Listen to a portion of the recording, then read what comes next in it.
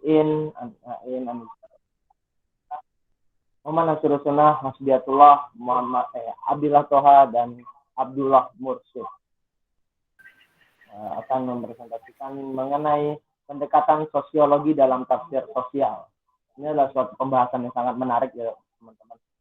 Saya harap pembahasan ini bisa menjadi refleksi bagi kita bagaimana kita menafsirkan atau bagaimana kita mengimplementasikan apa yang kita dapat dari Al-Quran kepada kehidupan sosial kita. Langsung saja saya lemparkan pada teman-teman saya, kepada Abdillah Toha. Ya, bismillah. Terima kasih kepada saudara moderator Muhammad Nasirul Sunnah.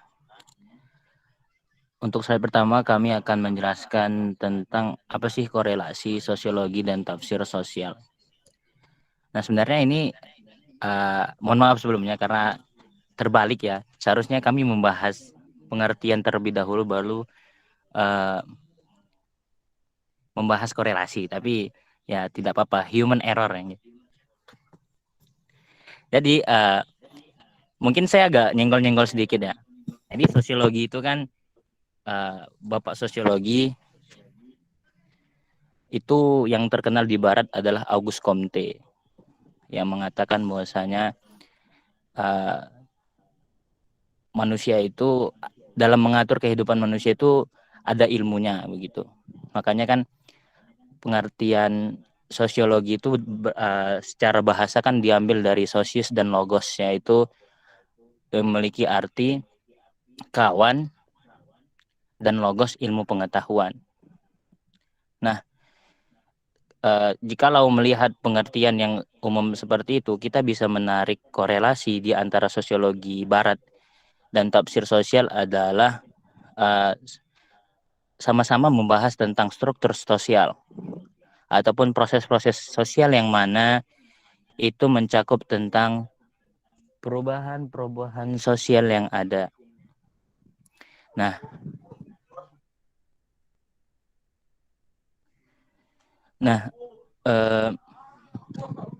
jikalau kita lihat Auguste Comte, teman-teman, dia mengatakan bahwasanya kehidupan sosial manusia itu terdiri dari 3 zaman, G.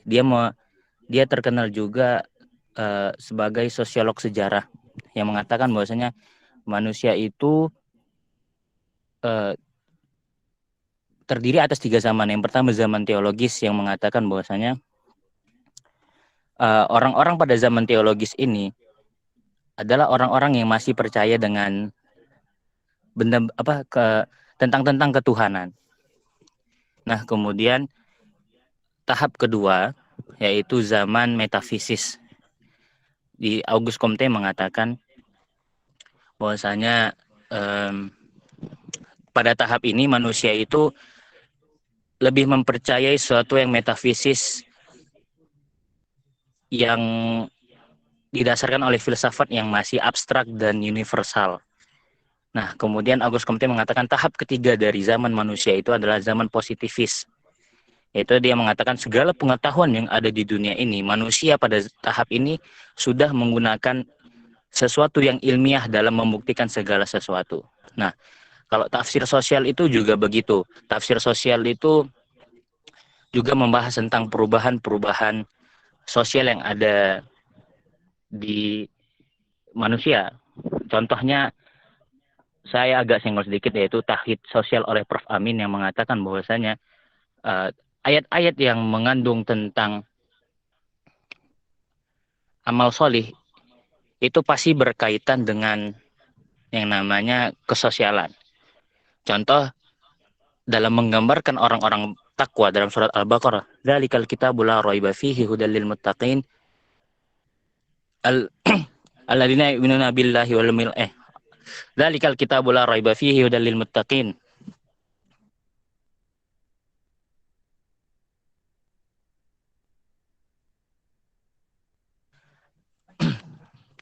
alladzina yu'minuna billahi astagfirullah. Yu'minuna bima.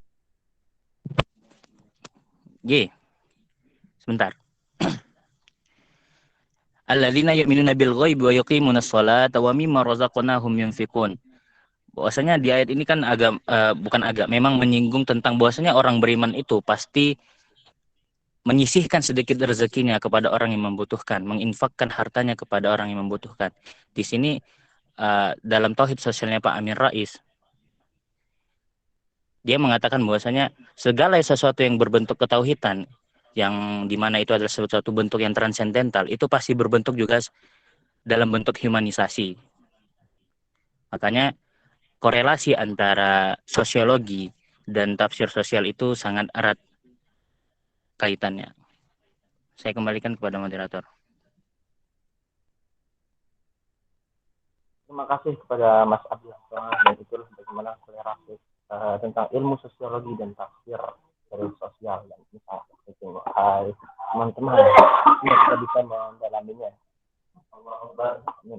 Yang selanjutnya yaitu dari pada Mbak Iin, mau dipersilakan. Ya, pengertian pendekatan sosiologi. Secara etimologi, kata sosiologi berasal dari bahasa Latin yang terdiri dari kata socius, yang berarti teman, dan logos, yang berarti ilmu atau pengetahuan.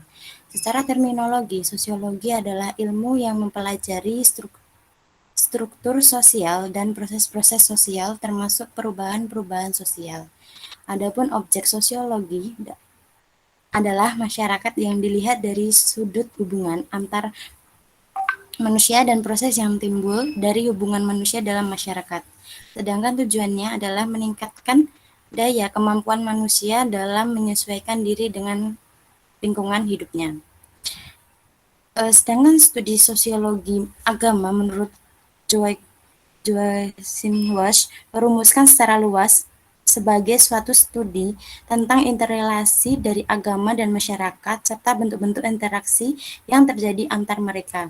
Dorongan-dorongan, gagasan, dan kelembagaan agama mempengaruhi dan juga sebaliknya dipengaruhi oleh kekuatan-kekuatan sosial, organisasi, dan stratifikasi sosial. Saya kembalikan kepada moderator. Terima kasih kepada Mbak. Jadi, lalu yang selanjutnya itu ada 10 konsep dasar sosiologi. Nah, itu ya, 10 konsep dasar sosiologi yang mana kita harus dasar atau konsepnya ini harus ada. Jangan ngaku-ngaku kita sudah bersosiologi tapi ini hilang seperti itu ya. Ini kita akan bahas satu-satu, bukan langsung kita menuju ke tafsir sosialnya itu ya. Karena ini adalah suatu hal yang besar, suatu hal yang penting, jadinya kita tidak bisa melewatkan salah satunya atau sedikit pun tidak boleh. Jadinya kita harus sedetail mungkin, walaupun kita tidak bisa ya sedetail apapun karena bukan pakarnya. Yang pertama adalah struktur sosial. Struktur sosial merupakan keseluruhan dari unsur pokok dunia sosial. Konsep ini meliputi dari kaidah-kaidah atau norma-norma sosial, kelembagaan sosial, dan lapisan sosial. Lalu yang kedua adalah sistem sosial. Konsep ini merupakan proses terstruktur yang menunjukkan hubungan sosial individu dan kelompok dalam sistem lingkungan yang lebih luas. Yang ketiga yaitu proses sosial, yang ketiga adalah proses sosial. Konsep ketiga adalah proses sosial. Konsep ini diartikan sebagai pengaruh timbal balik dalam masyarakat. Yang keempat adalah lembaga sosial. Konsep lembaga sosial atau pranata sosial merupakan hubungan antara nilai dan norma untuk mewujudkan kehendak sosial. Lalu yang kelima adalah organisasi sosial. Konsep dasar ini cukup mirip dengan lembaga sosial.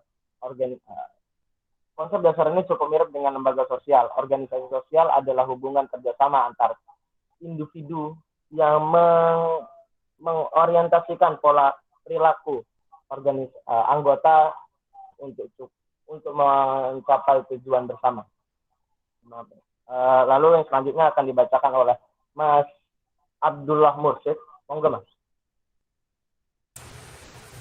Baik, terima kasih untuk waktunya. Untuk selanjutnya itu adalah perubahan sosial. Perubahan sosial adalah perubahan dalam struktur dan lapisan sosial serta hubungan di dalamnya yang terjadi dalam kurun waktu tertentu. Kemudian selanjutnya individual. Konsep individual diartikan sebagai hubungan sosial yang terjadi antar pribadi dengan pribadi lainnya dalam kehidupan masyarakat. Selanjutnya, masyarakat adalah konsep berikutnya adalah masyarakat atau society.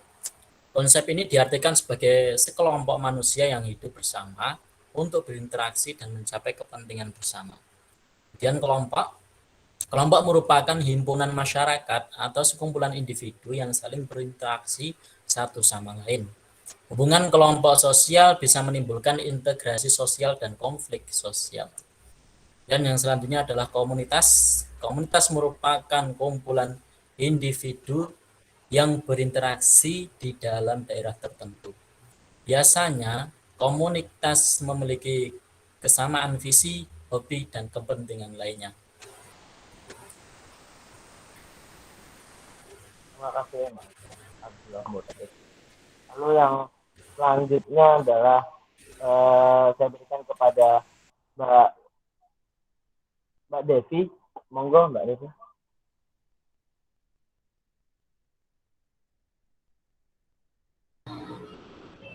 Metode penafsiran dengan pendekatan sosiologi. Gaya penafsiran dengan cara yang dilakukan syubhah asa yang diperlihatkan dalam tafsir sosial ini adalah epistemologi yang bersandar pada akal, yakni memberikan penilaian dan keputusan terhadap informasi-informasi yang masuk lewat indera. Sumber epistemologi ini adalah realitas dan empiris. Realitas dalam hal ini dapat berupa realitas alam, sosial kemanusiaan, maupun keagamaan. Pada tafsir ini, syubhah melihat sekilas realitas sosial kemanusiaan yang ada di sekitarnya sebagai medan keberangkatan tafsirnya. Metode yang digunakan dalam tafsir ini adalah metode tematik. Hal ini dapat dilihat pada penafsiran yang terdiri tema-tema aktual dan faktual sesuai peristiwa yang terjadi pada saat itu. Pada saat mengurai produk tafsir biasanya syubhah asa mengkompresikan pendapat beberapa mufasir, kemudian ia mentarjihkannya atau hanya sekadar menampilkan saja. Hal ini menarik, menjadi rujukan dalam pendekatan tafsir sosial.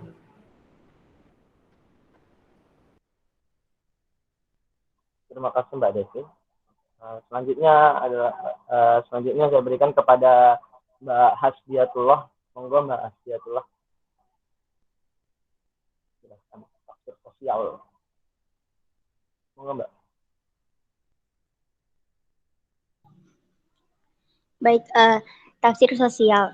Secara teoritik, tafsir sosial Al-Quran merupakan salah satu metode penafsiran Al-Quran untuk mengangkat kontekstual Al-Quran itu sendiri dengan langsung melihat realitas sosial pada masyarakat. Hal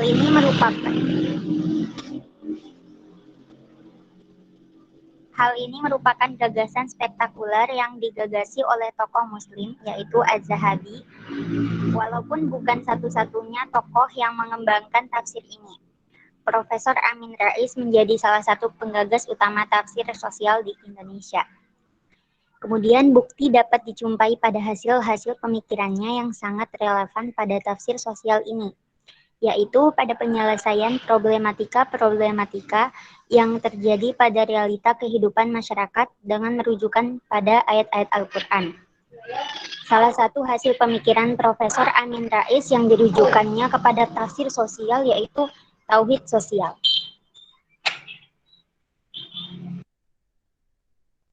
Terima kasih kepada Mbak Hasbiatullah yang menjelaskan sedikit tentang tafsir sosial. Tapi ini sangat dalam ya. Bagaimana kita bisa memahami tafsir sosial itu dan mengimplementasikan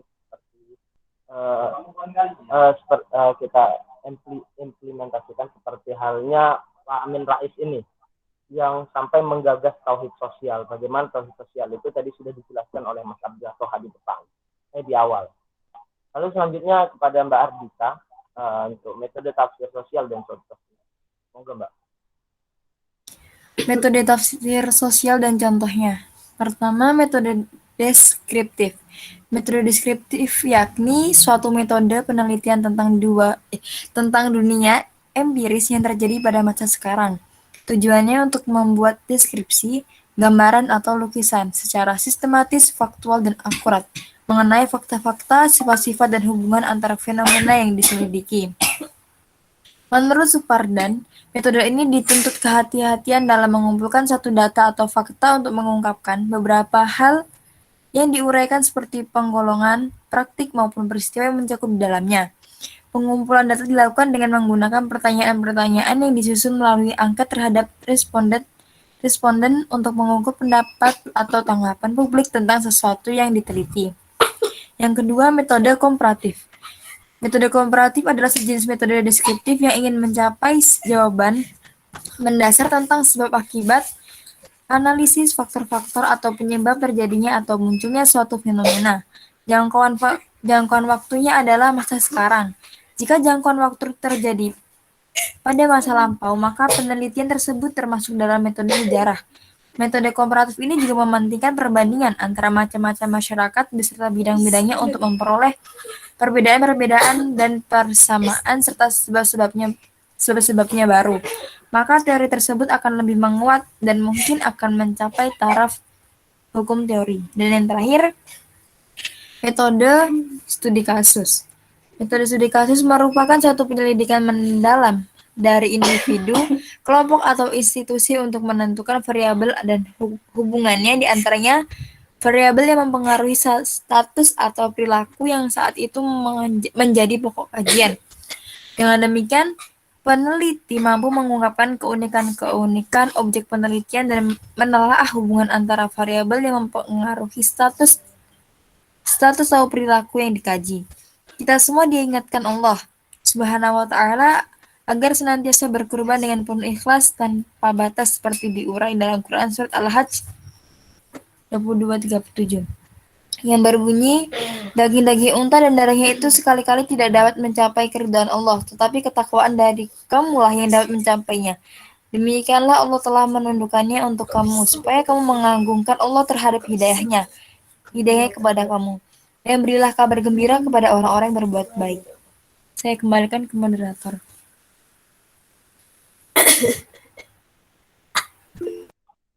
Terima kasih pada Mbak Abdillah, ya Mbak Ardita. Sorry ya. Terima kasih kepada Mbak Ardita yang sudah menjelaskan bagaimana metode tafsir dan contohnya. Cara metode deskripsi komparatif maupun dari studi kasus. Terima kasih. Lalu selanjutnya, baik-baik kalian adalah mereka yang bermanfaat bagi manusia atau makhluk. Hadis dari Rasulullah SAW. Lalu terima kasih, itu saja dari kami. Jika ada pertanyaan, just ask to me. Ask to ask. Saya izin bertanya untuk kelompok ini. Monggo.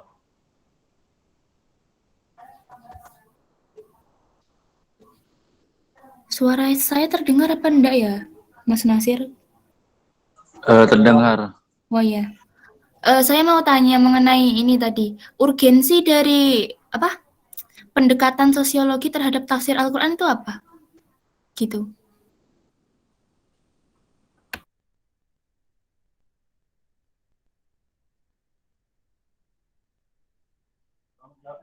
Terima kasih Mbak Khairunisa Nurul Fatimah atas pertanyaannya.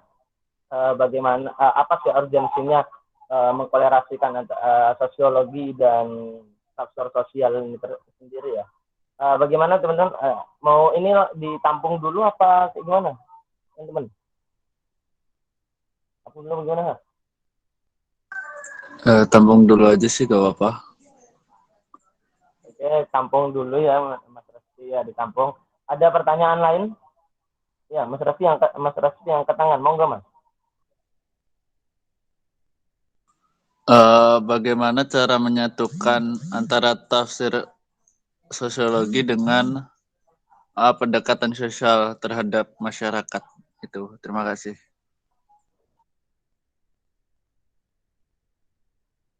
Terima kasih Mas Resti Adrian. Terima kasih Mas Resti atas pertanyaan. Bagaimana cara mengkolerasikan berarti kayak gitu ya, memperpadukan antara sosiologi dan tafsir sosial. Terima kasih. Ada pertanyaan yang lain? Catat di kolom komentar.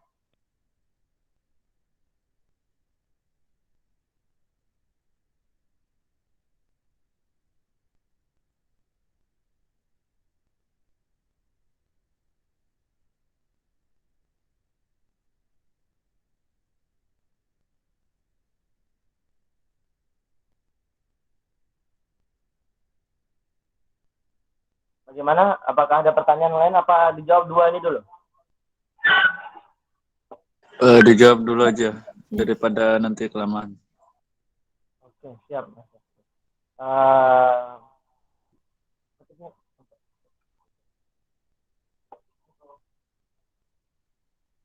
urgensi ya.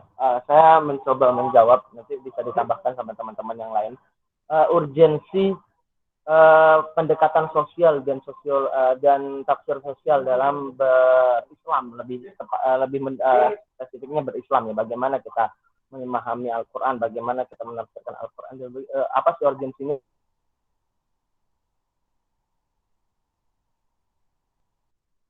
dengan pendekatan sosiologi. Begini, kita kan sudah dapat, Sebentar Mas, suaranya sedikit menggema ya. Bisa lebih jelas nggak suaranya gema? Apa ini?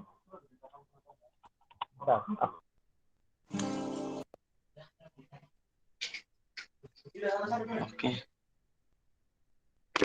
Bagaimana? Kedengaran jelas? Ya, bagus, jelas. Udah. Udah nih, aduh, belum jelasin. Bercanda. Jadi seperti ini, kita mempelajari ilmu Al-Quran, ilmu tafsir, bukan sekedar kita memahaminya, bukan sekedar kita ya udah kita dapat ilmunya, kita sudah paham ya udah. No, ini lebih dalam daripada itu. Makanya tafsir sosial dan sosiologi, ilmu pendekatan sosiologi ini dipadukan. Bagaimana kita memahami Al-Quran dari segi pemahaman sifat dari masyarakat, apa realita yang terjadi pada masyarakat, entah itu kesengsaraannya kah, atau apa-apa problematika dalam masyarakat, kemiskinan atau semuanya itu dipelajari, dipahami, dan seperti itulah tauhid sosial, tafsir sosial ini. Kita menafsirkan Al-Quran dan kita memadukan pada problematika yang terjadi pada masyarakat. Dan goalnya apa? Goalnya kita paham, dan goalnya lebih goal lagi. Itu kita langsung terjun ke masyarakat, kita memberikan solusi-solusi yang diberikan oleh Al-Quran, jika lebih patennya lagi, kita memberikan solusi baru pada mereka. Karena kita yang notabene kita juga memahami mereka. Seperti itu. Jadinya urgensinya ini sangat urgent ya. Urgensinya ini untuk menciptakan kesejahteraan pada masyarakat, pada manusia. Terima. Mungkin ada tambahan dari yang lain. Mas Abdullah Toha atau Absbiatullah, Mbak Iin, Mbak Ardika, Mas Abdullah Mursyid, Mbak Devi. Ya, izin menjawab ya Mas Nasirus Sunnah, yang insya Allah bisa menjawab kedua pertanyaan ini. Yang pertama, bagaimana urgensi sosiologi terhadap tafsir? Ya, urgensinya itu kan tadi kan dari pengertian saja kita sudah mengetahui bahwasanya sosiologi itu adalah sesuatu yang mengatur kehidupan manusia. Gampangnya seperti itu. Nah, urgensinya itu terletak di cara kita memahami memahami ayat Al-Quran tentang kehidupan sosial. Contoh dari yang saya kutip tadi, dalam penggambaran orang bertakwa itu adalah mereka yang beriman kepada hal yang gaib dan yang menyisihkan sedikit harta mereka untuk diinfakkan. Di situ kan ada taraf sosial, perihal sosial yang dibahas pada ayat tersebut. Kenapa? Karena kalau kita kaji lebih mendalam kan infak itu perputaran uangnya itu kan untuk manusia itu juga. Membantu musafir kah atau yang membutuhkan, seperti itu contohnya. Makanya kan urgensi sosiologi ini sangat penting karena tadi kan sosiologi barat itu kan punya tujuannya. Kalau Bapak sosiologi barat itu kan mengatakan tahap manusia paling sempurna itu adalah tahap positivis, yang mengatakan umat manusia itu harus mengetahui pengetahuan itu berdasarkan ilmiah, data ilmiah. Nah, begitu juga sosialnya kita gitu loh, tafsir sosialnya Muslim. Tujuan kita itu apa sih dalam bersosial? Kan Rasul itu kan diturunkan kan, wa ma arsalnaka illa rahmatan lil alamin. Dan Rasul itu kan diturunkan untuk menjadi rahmah, penyebar kasih sayang. Nah, kasih sayang itu kan salah satu bentuk kata kerja atau kata sifat yang berhubungan dengan sosial.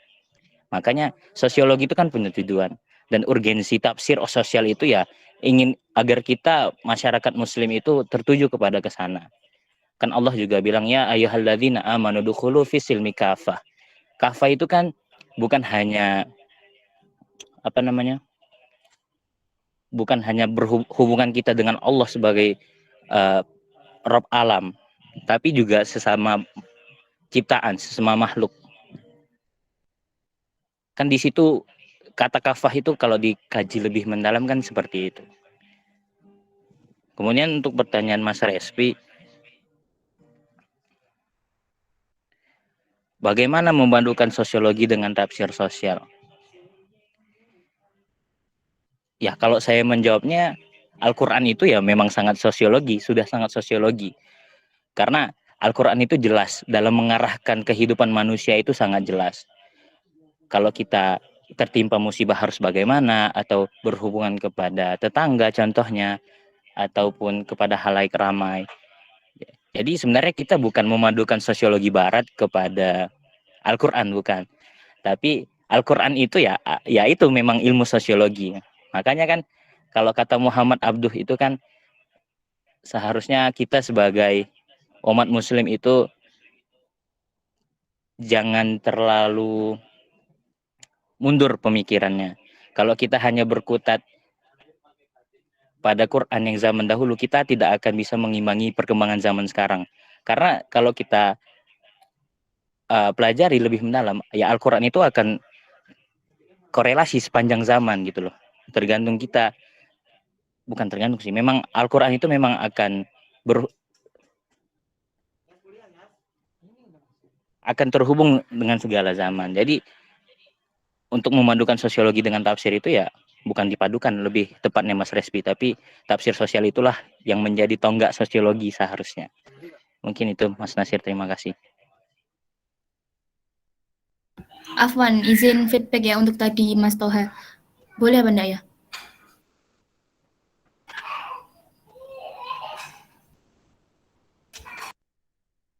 Mas, susah kali ya. Monggo, Mbak. Iya, tadi kan dijelaskan kan kesannya kelebihan. Apakah ada kekurangan dari tafsir ini? Gitu.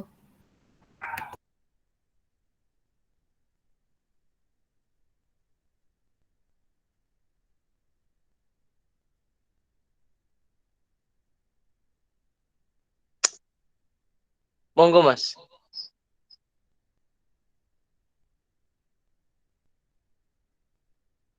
Ya, sepembacaan saya mungkin lebih bertitik berat kepada tauhid sosialnya Prof. Amin ataupun bukunya Pak Zakiuddin Baidawi tentang teologi Al-Maun, teologi Neo Al-Maun. Dalam penafsiran sosial itu ya itu merupakan salah satu solusi untuk memecah masalah sosial sekarang gitu loh. Contoh dalam memecahkan masalah kemiskinan itu sudah dipecahkan atau dijabarkan pada surat Al-Maun sebenarnya, tentang kita harus menyantuni anak yatim dan sebagainya. Kalau menurut saya ya Mbak ya, justru tafsir sosial itu tidak memiliki kekurangan, karena Al-Quran itu memang hadir sebagai jawaban kehidupan kita di dunia. Begitu Mbak. Oke, baik. Terima kasih atas jawabannya, Mas. Terima kasih Mas Abdullah Toha ya. Apakah ada yang mau menambahkan dari teman-teman? Mungkin dari Mbak Ardita, Mbak Devi, Mbak Iin, Mas Abdullah Mursyid. Monggo. Atau Mas Resfi ada feedback atau seperti apa? Mungkin tidak terima sama jawabannya. Insya Allah mungkin. tidak. Terima. Terima. Soalnya diam aja, saya kira Kalau ngambek. gak terima nanti. Ini sambil tiduran juga. Sebenarnya. Jangan sampai pakai celana pendek. Oke. Apakah ada yang ingin bertanya lagi? Mempertanyakan, mungkin belum. Itu tadi ada yang ke tangan. Oh, siapa yang ke tangan itu? Mas Rido. Rido. Ini nggak bisa. Jangan ada yang keluar masuk, susah ini untuk buka partisipan. Mas Rido Wicaksono, monggo Mas.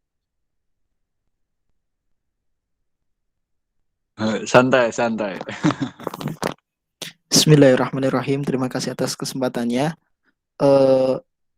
Tadi salah satu metode dalam tafsir sosiologi itu menggunakan metode komparatif ya. Metode komparatif. Terus metode komparatif itu boleh contohnya apa? Ini maksud saya pengen ngerti contohnya ini. Mohon dijelaskan contohnya metode komparatif.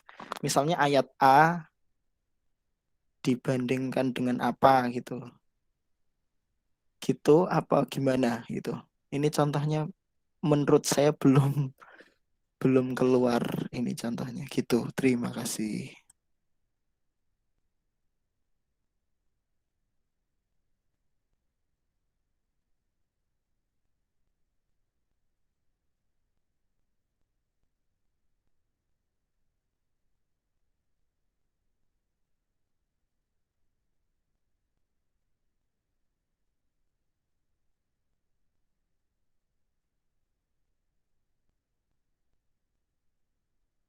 Afwan, saya boleh tanya enggak apa atau ini dijawab dulu atau gimana? Oke, udah kedengeran. Oke. Susah kali. Oke, ditampung dulu ya, Mas Rido Wicaksono. Monggo Mas Ruzen.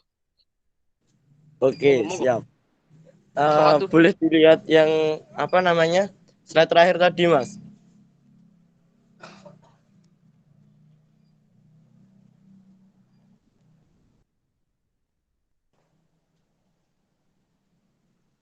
Nah, ini Mas, thank you. Ayo bukan yang ini, sebelumnya. Ya, thanks. Betul, thank you. Sebelumnya lagi tadi yang slide tadi. Nah, ini yang Bukan. komparatif. Yang Bukan. komparatif tadi. Komparatif. Bukan. Itu yang terakhir, Zen. Sebelumnya lagi. Nah, Bukan, ini. sebelumnya lagi. Ya Allah. Nah, terakhir itu namanya. Ini. Tadi ya, di paragraf pertama ini kan dikatakan sumber epistemologi ini adalah realitas dan empiris. Nah, yang menjadi pertanyaan saya, apakah sumber yang metafisik itu dipinggirkan atau gimana? Jadi melihat realitas sosial itu apakah hanya melihat dari suatu yang empiris saja, yang materi, atau yang halal yang gaib itu masih tetap diambil atau diperhatikan, bahasanya gitu. Apakah seperti itu? Makasih. Paham kan Mas pertanyaan saya?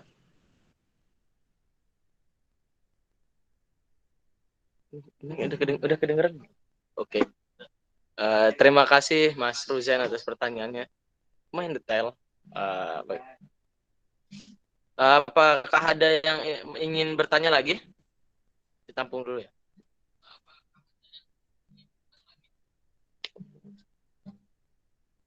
Jawab dulu aja.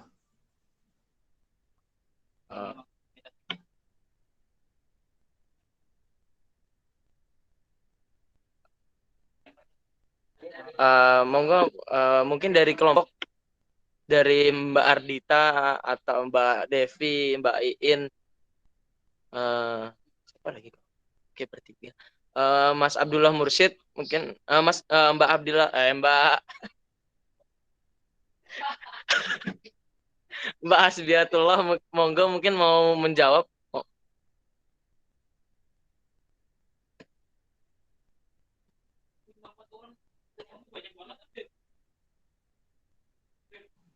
Tenang, tenang. Mas Abdullah Toha, monggo Mas. Ya, Bismillah. Mungkin saya ingin menjawab pertanyaan Mas Ruzen, G. Dalam tafsir sosial ini kan kita kan tadi sudah mendapatkan pengertian ya. Ya memang yang menjadi epistemnya itu ya memang empiris begitu. Karena ini kan berbicara tentang masyarakat yang itu adalah manusia itu sendiri.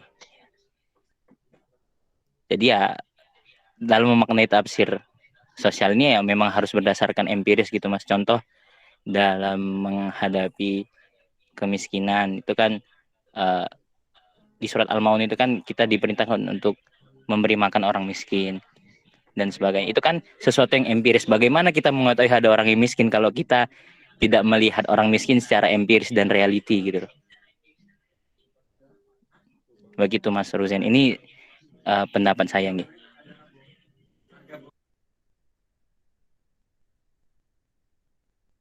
Dan mungkin bisa dibantu oleh Ustadz nanti melengkapi jawaban saya.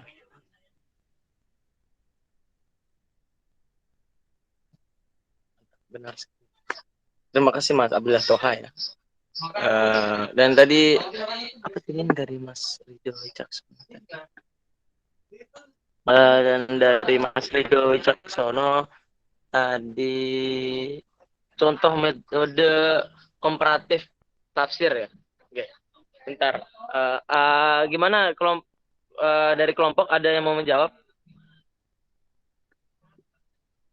Tunggu ya, karena ini agak lama. Saya bicarakan dulu.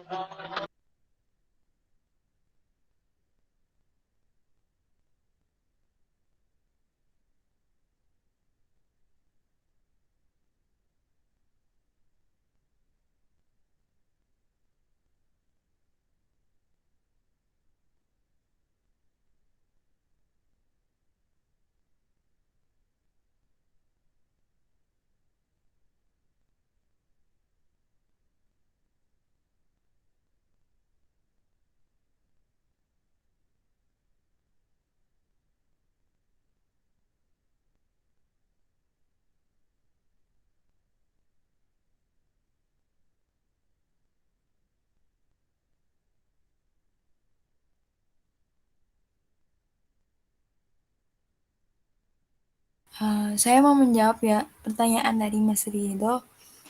Contoh dari metode komparatif.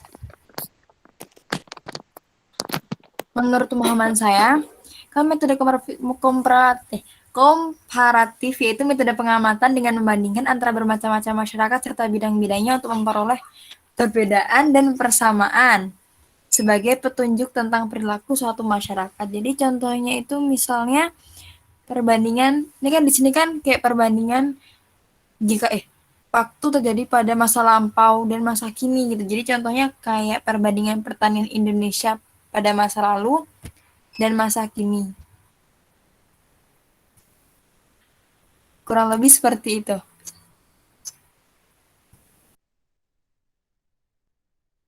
Mau ada feedback boleh apa enggak?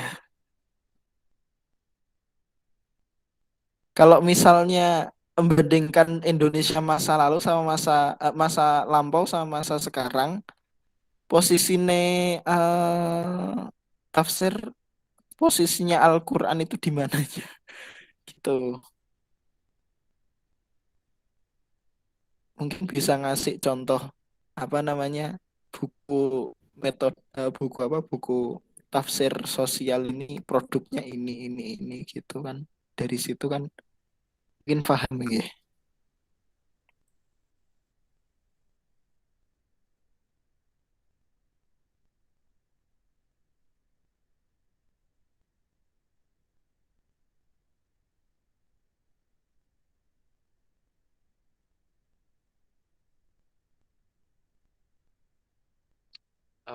Afwan, tunggu bentar ya, ini lagi dikoordinasikan. Biar jawaban kami tidak ngawur.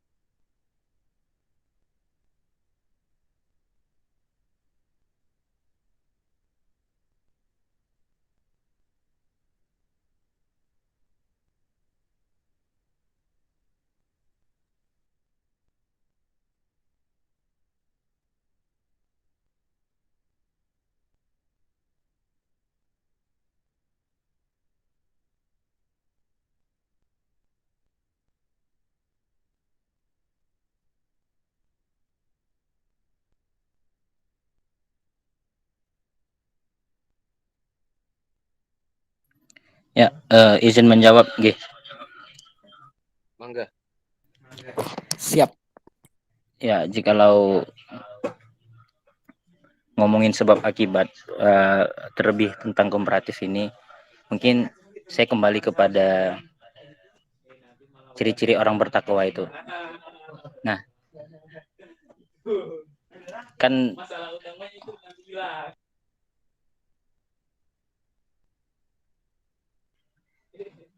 ciri-ciri orang bertakwa itu kan di Al-Quran itu sendiri kan akibatnya ada.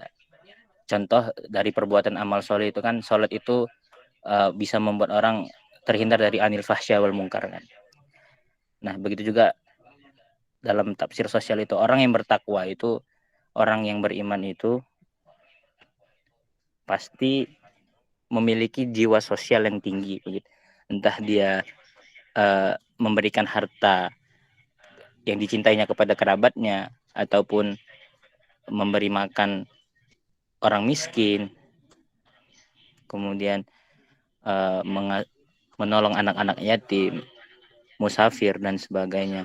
Ataupun orang yang beriman itu juga pasti memiliki jiwa sosial yang tadi itu, juga pasti menunaikan zakat, menepati janji, dan serta bersabar. Nah, itu adalah suatu pengertian runtut tentang sebab akibat dari orang bertakwa itu. Begitu, Mas. Mungkin jawaban yang bisa saya hadirkan.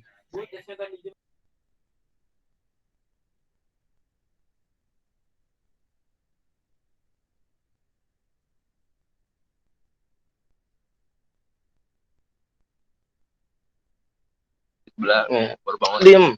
Oke. Terima kasih Mas Abdato. Bagaimana Mas Ridho Wicaksono? Sudah jadi mau maghrib ini. Enggak, kalau memang masih ada unek-uneknya nanti PC aja ya.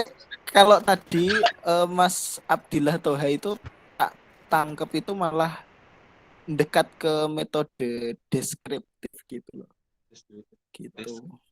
Lanjut Burjo aja, Mas. Ya kan bisa dilihat lagi pengertiannya, Mas. Itu metode deskriptif yang ingin mencapai jawaban berdasar tentang sebab akibat gitu. Sebab Kalau akibat ini kan dari orang bertakwa, sebab akibat dari orang bertakwa itu kan seperti yang saya sebutkan tadi. Dia itu tidak akan mengingkari janji, terus cinta sesama manusia, sesama makhluk gitu. Entah itu dia berinfak atau menunaikan zakat dan sebagainya. Ini kalau memang tidak memuaskan jawabannya, ya mungkin betul tadi kata Ruzian di Burjo, Parmindo, ngopi.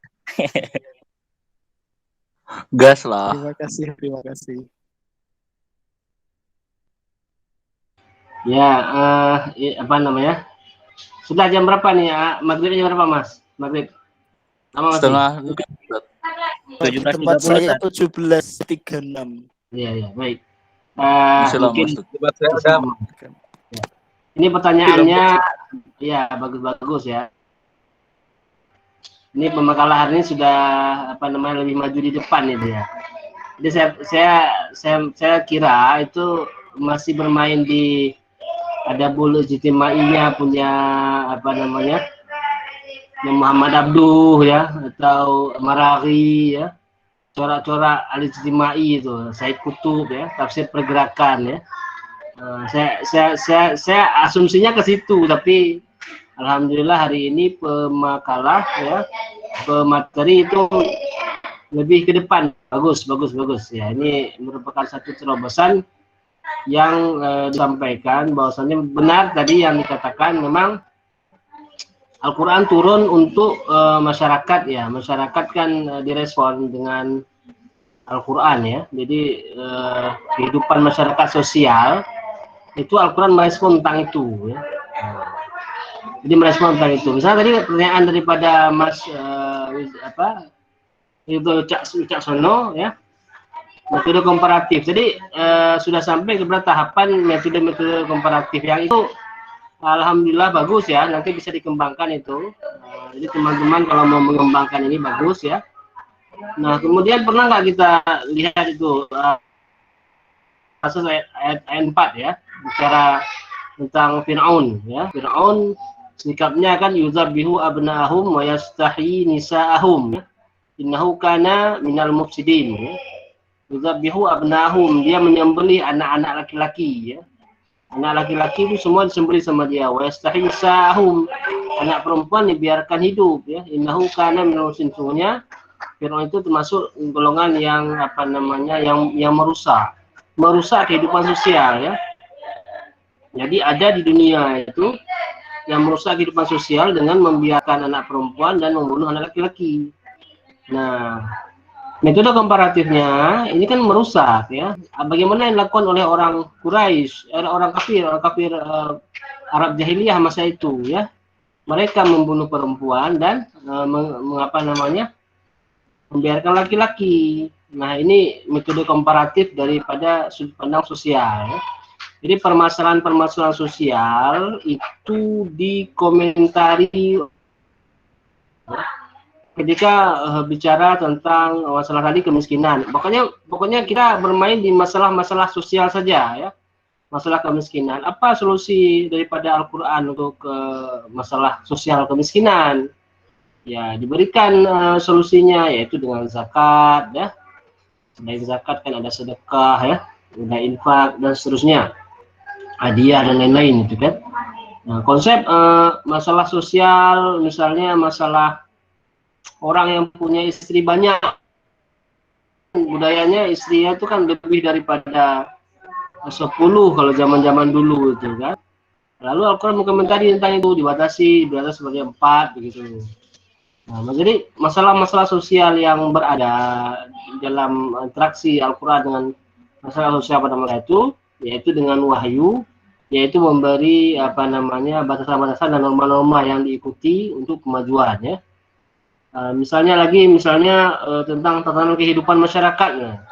Wala yaghtab ba'dukum ba'dha ya. Wala tajassasu wala yaghtab ba'dukum ba'dha. Ayuhibbu ahadukum ayyakula ma akhihi maitan fakarihtumu. Jadi jangan ghibah, jangan cari salah orang ya. Jangan menghina orang, itu kan menjaga kehidupan ya. Baik yang yang seagama maupun yang non ya. Jadi bagaimana sikap misalnya sosial terhadap orang yang menghina agama kita. Kita jangan menghina agama orang, itu kan masalah sosial. Nah, jadi hal-hal yang seperti itulah yang harus dikomentari. Nah, tadi kan ditanyakan sama teman-teman, metafisis bisa nggak ada sumber tafsir sosial? Ya benar, tidak bisa ya, karena metafisis itu sifatnya dia tidak bisa diempiriskan ya, tidak bisa dilihat, diobservasi dan lain-lain. Kalau masyarakat sosial itu bisa ya. Tadi sudah dibagikan dari sama makalah tadi perilaku ya, organisasi yang tadi ditampilkan di slide itu.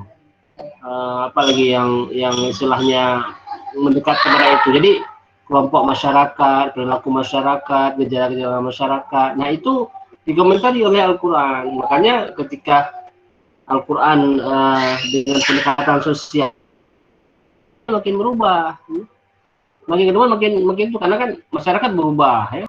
Kehidupan berubah, komunikasi berubah, cara hidup berubah. Nah, jadi mengambil pemahaman ayat yang diikat dengan kata bahasa Arab, redaksi Al-Qur'an itu dibawa kepada pemahaman hari ini secara sosial, secara masyarakat yang hidup hari ini, itu sangat-sangat diperlukan oleh masyarakat, oleh umat begitu. Bahkan mulai dikatakan hampir semua tafsir Indonesia itu kan ranahnya kan ranah sosial. Ranah sosial. Jadi mereka berbicara tentang bagaimana masyarakat hari ini. Hamka misalnya dalam tafsirnya itu kan. Bicara tentang masyarakat pada masa itu. Pada masa itu ya selalu bicara tentang masalah zarrah. Zarrah pada masa itu, zaman itu orang pahami dengan apa? Dengan biji sawi ya. Zarrah ya. Wa may ya'mal mithqala dzarratin, wa may ya'mal mithqala dzarrah. Itu zarrah pada masa orang Hamka 60-an itu dipahami biji sawi. Itu sosialnya hari ini zarrah itu apa? Bukan biji sawi lagi.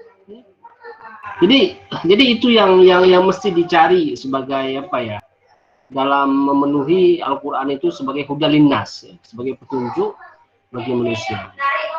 Nah ini tafsir sosial kurang lebih seperti itu ya, jadi bahasanya seperti itu.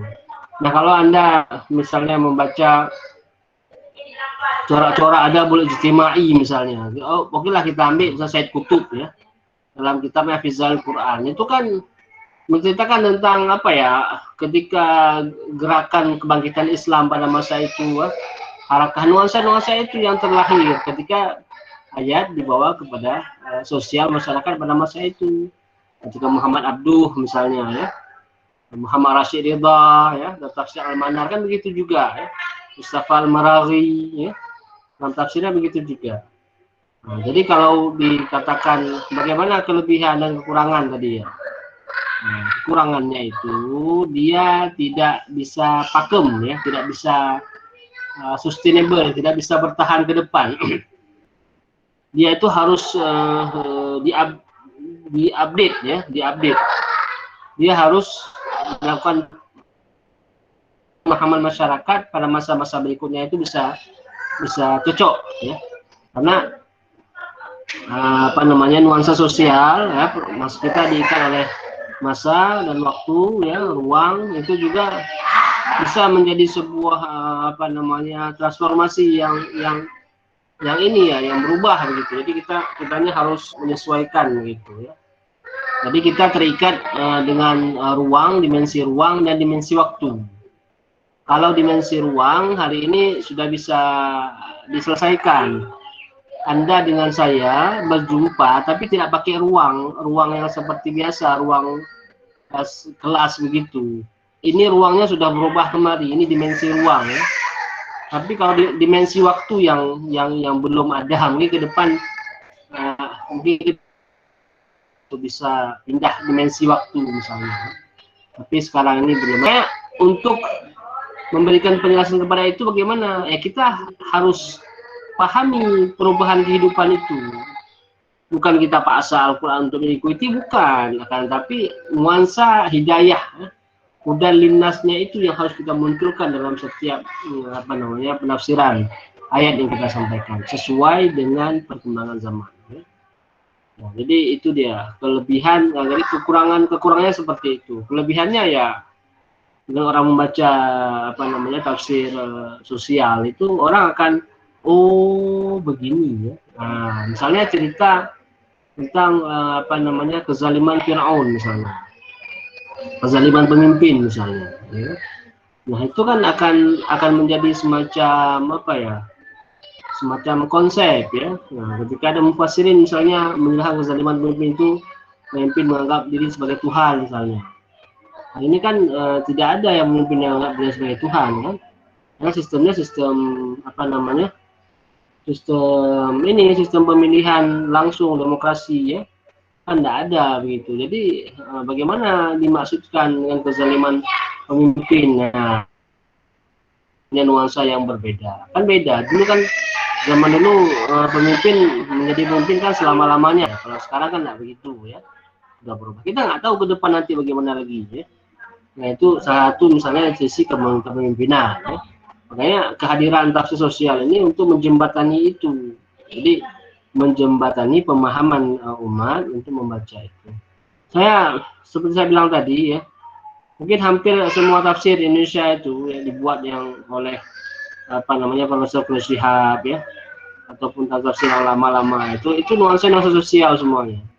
Mereka mengomentari sesuatu itu yang ada pada diri mereka, bukan yang di luar mereka itu. Mereka tidak komentari misalnya, kalau memang kecuali misalnya Pak Mufassir itu memang ya paham tentang kehidupan luas secara global ya. Tapi kalau yang secara sederhana, ya ini mungkin berhubungan sama dia ya, yang sama dia.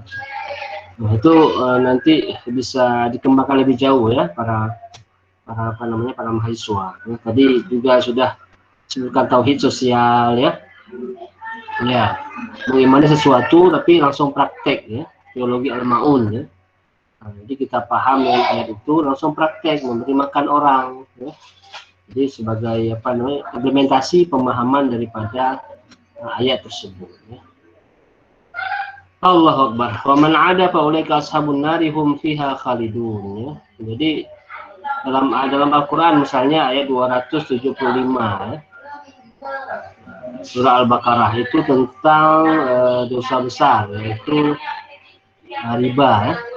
Wa man 'ada fa ulaika ashabun nar hum fiha khalidun. Barang siapa yang kembali untuk mengambil riba, artinya berbuat kembali riba, maka orang itu adalah penghuni neraka. Mereka akan di dalamnya. Riba ini masalah sosial bukan? Riba itu masalah sosial bukan?